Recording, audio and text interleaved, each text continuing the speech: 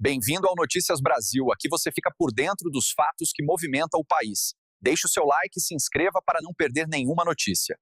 Vamos falar agora sobre o CNU. Olha que coisa, o Concurso Nacional Unificado 2025 que aconteceu este final de semana, este domingo, hoje, acabou de acontecer o CNU no Brasil inteiro, com um monte de gente querendo virar parasita do povo brasileiro, né, querendo fazer concurso público, se tornar funça. Parabéns ao pessoal que foi bem na prova, eu não tenho nada contra, eu já falei para vocês, faz parte do ecossistema da cultura brasileira mesmo. Sejam muito felizes aí recebendo o seu salário de funça público e fudendo com a vida do brasileiro, como fazem todos eles, né? Enfim, foram 761 mil inscrições novas para o concurso, mas o que chamou a atenção foram duas coisas. Primeira coisa, a fraude, né? Teve o pessoal que estava pagando até 300 mil, até 500 mil reais. Caramba, a pessoa que está pagando R$500 mil para fazer um concurso é porque espera lucrar muito com isso, né? Porque R$500 mil, meu amigo, se você fizer um investimento bacana na bolsa, em pouco tempo tu tá vivendo de rendimento com esse dinheiro e se dando muito bem sem precisar sacanear o povo brasileiro, né? Outra coisa que chamou atenção é que muita gente está falando sobre um monte de questões de estado de defesa, estado de sítio, nessas provas aí de concursos recentemente. Que coisa curiosa, né? O que está acontecendo? O governo Lula está querendo ensinar a gente alguma coisa, talvez alguma coisa que vai acontecer ano que vem? Vamos falar sobre essas notícias aqui. Essa notícia foi sugerida por Caio Me Coloca de Volta no Grupo, Leona Haidern e várias outras pessoas. Obrigado aí ao pessoal que sugeriu notícias lá no nosso site, no visãolibertaria.com. E obrigado a você que está assistindo o nosso vídeo. Se você gosta do nosso conteúdo, por favor, deixe o seu like, se inscreva aqui no canal, né? Pois bem, hoje foi o segundo concurso nacional unificado, né? Vocês sabem, uma das coisas que eu critico muito no Brasil é essa tara do brasileiro por serviço público. No resto do mundo inteiro, você ser servidor público é uma coisa que você faz quando você não tem alternativa, você não consegue um bom emprego na iniciativa privada, aí você vai ser parasita do povo lá no serviço público, né? Que é o esperado. Aqui no Brasil, as melhores mentes, o pessoal mais inteligente, o pessoal mais capacitado e coisa e tal, é enterrado em empregos que só vão prejudicar a sociedade, que não vão criar nada, que não vão ajudar em nada a sociedade. É muito triste essa escolha do Brasil pelo concurso público, mas eu consigo entender, como eu falo para vocês, né? Realmente, salários na iniciativa privada no Brasil são muito ruins devido à CLT, e você ainda tem toda a incerteza, né? No Brasil sempre tem um plano maluco, sempre tem um governador igual o Lula, um maluco, que torra dinheiro como se não houvesse amanhã e quebra a economia do país inteira. Então, qualquer pessoa que trabalha na iniciativa privada está arriscado ficar desempregado daqui a pouco. Então, esse negócio de você ter um emprego público, né, que é estável, que você não pode ser demitido, acaba sendo alguma coisa valorizada pelas pessoas. Eu não tenho como criticar a escolha das pessoas nisso daí. Realmente é uma escolha que faz sentido no Brasil, o que é uma tristeza, porque justamente os países crescem não pelo governo. O governo não cresce país nenhum, o governo atrapalha o país. O país cresce pelas pessoas inteligentes em posições de fazer negócio, de criar um bom serviço, criar um bom produto, melhorar as relações entre pessoas de forma voluntária no mercado, oferecendo seu serviço e produto no mercado que as pessoas podem comprar ou não. Você ser funcionário público, em última análise, é você obrigar o povo brasileiro a pagar pelo seu serviço que você produz como funcionário, né? Enfim, minhas críticas estão feitas, mas foi feito então o concurso unificado, que mostra uma coisa curiosa. Primeira coisa, a diminuição do número de inscrições, né?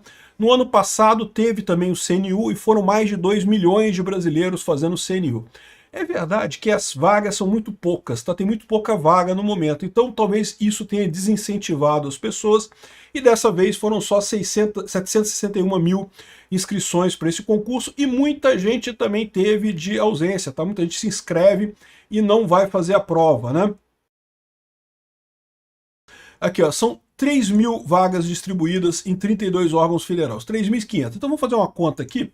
Se a gente dividir 3.500, a gente está dizendo que você tem uma chance de 0,005, ou seja, 0,5% de chance de ser aprovado. Ou, se você preferir ver o número de candidatos por vaga, 700 mil dividido por 3.500, a gente tem um total de 200 candidatos por vaga, meu amigo.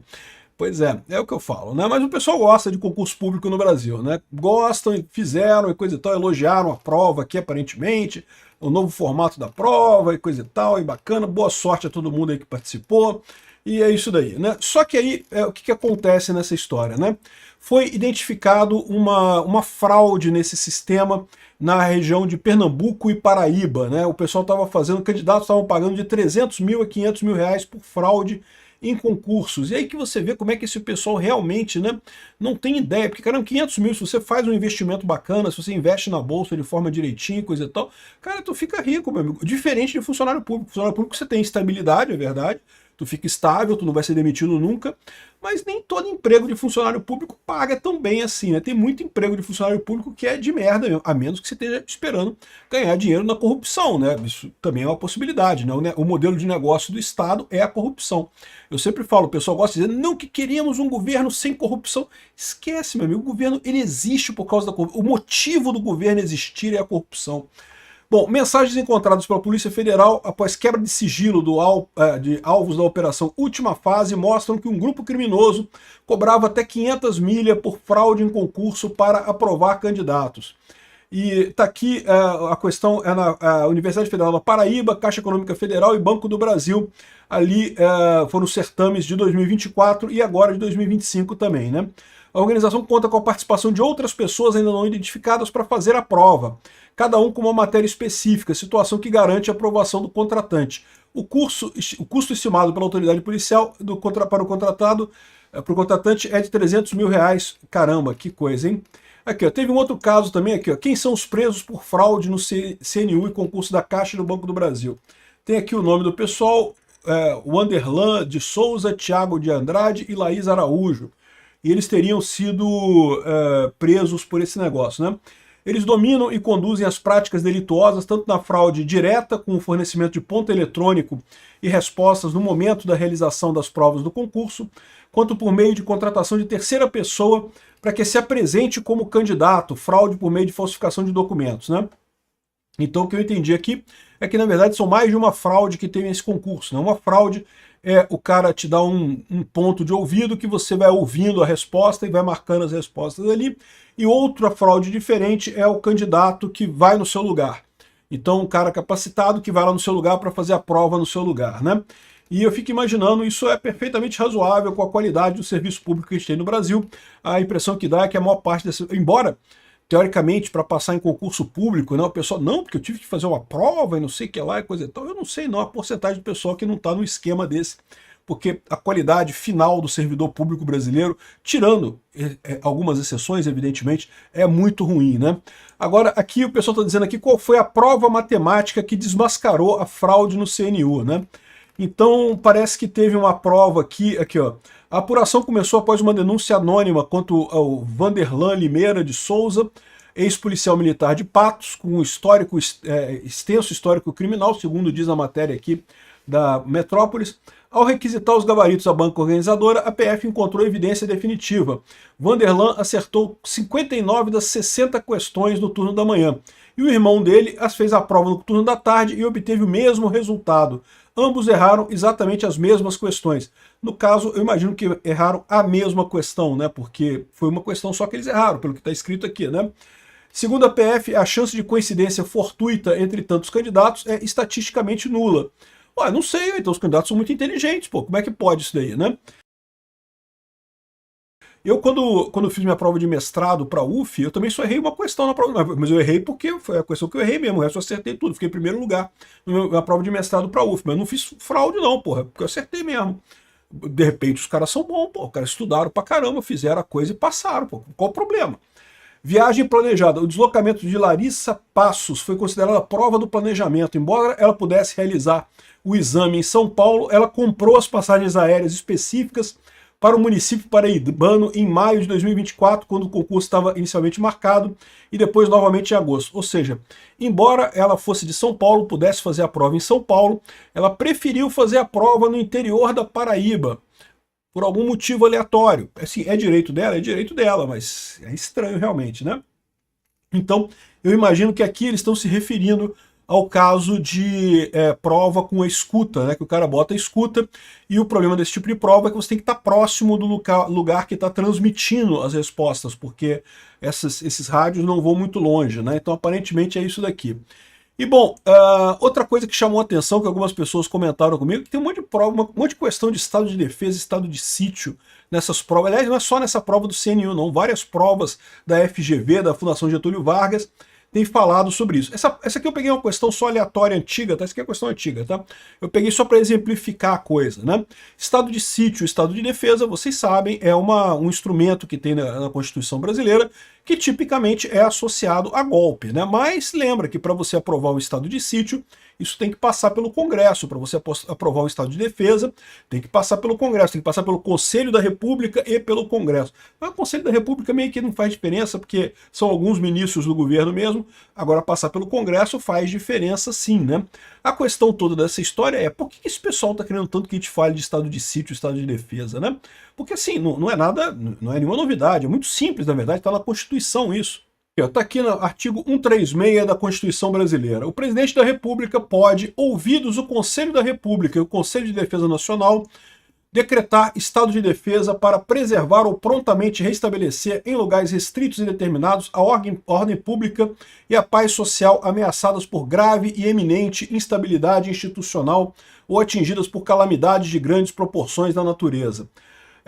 O que é essa ideia do estado de sítio e do estado de defesa? É que o governo pode suspender alguns direitos individuais durante algum tempo para responder a esse caso aqui, né, o caso de estado de sítio e estado de defesa. O decreto que instituiu o estado de defesa determinará o tempo de sua duração, especificará áreas a serem abrangidas e não sei o que lá, restrições aos direitos de reunião, ainda que exercido no seio de associações, ou seja, você pode proibir manifestações, pode proibir reuniões de qualquer tipo, sindicatos, esse tipo de coisa. Sigilo de correspondência, toda correspondência perde o direito a sigilo. Sigilo de comunicação telegráfica e telefônica, e embora não esteja dizendo aqui, evidentemente, sigilo de dados também é eliminado. Ocupação e uso temporário de bens e serviços públicos na hipótese de calamidade pública, respondendo à União pelos danos e custos decorrentes. Então, a União pode exigir o seu carro, pode exigir a sua casa, pode exigir qualquer propriedade que você tenha para atender o estado de sítio, depois ela tem que te indenizar, tem que te pagar qualquer prejuízo que você tenha com isso, né? Então, o estado de sítio está explicado aqui mais adiante que ele tem que... o presidente da República pode decretar isso, e em seguida tem que ser aprovado pelo Congresso. Aqui, o estado de sítio não poderá ser decretado por mais de 30 dias, nem prorrogado. Solicitada autorização para decretar o estado de sítio durante o recesso parlamentar. O presidente do Senado, de imediato, convocará o Congresso Nacional e não sei o que lá. Enfim, esse é o estado de sítio. E o estado de defesa seria um estado adicional, né?